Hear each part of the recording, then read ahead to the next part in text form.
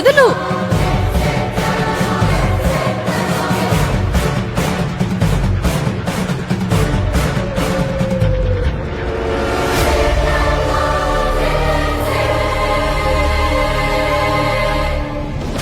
వదల్లు. ఏం జరుగుతుంది ఇక్కడ? కనిపించడం లేదా? పెళ్లి చూపులు జరుగుతున్నాయి. పెళ్ళైన దాంతో నీకు పెళ్లి చూపులేంట్రా? ఏ పెళ్ళైన వాళ్ళకి పెళ్లి చూపులు జరగకూడదా? అలా అని పురాణాల్లో ఎక్కడైనా రాసుందా? రేయ్, నా పెళ్ళానికి లైన్ వేస్తూ లాజిక్ గా మాట్లాడతావరా నిన్ను?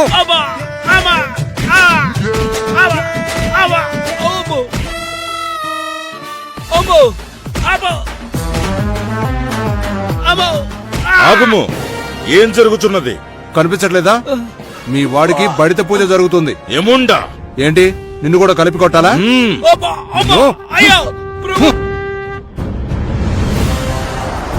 అలా ఆపండి.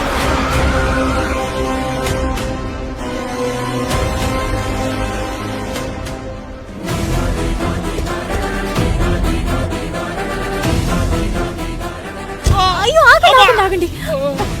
వాళ్ళు నాకు తెలుసు. వాళ్ళని ఎందుకు కొడుతున్నారు? ఎందుకా? ఈ పొట్టోడు నా వైఫ్ ను టీచ్ చేస్తున్నాడు.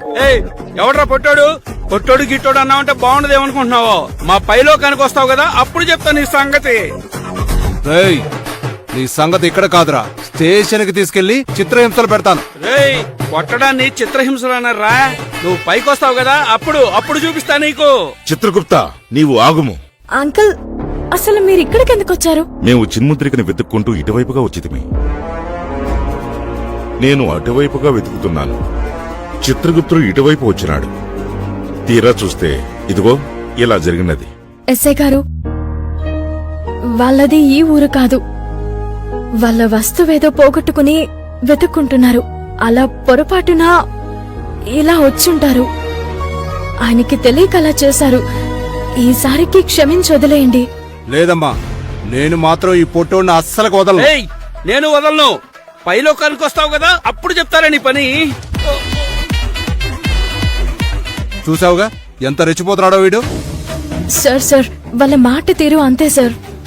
వాళ్ళు చాలా అమాయకులు. వాళ్ళకి మాట్లాడడం సరిగా రాదని ఇంతకు ముందే చెప్పాను కదా. ప్లీజ్ వదిలేయండి. సార్, నేను 2 టౌన్ పోలీస్ స్టేషన్ కానిస్టేబుల్ మైసమ్మన్ సార్. ఇంకోసారి ఇలా జరగకుండా నేను చూసుకుంటాను సార్. ఈసారికి క్షమించండి ప్లీజ్ సార్. సరే, మీ గురించి వీళ్ళని వదిలేస్తున్నాను. తీసుకెళ్ళండి.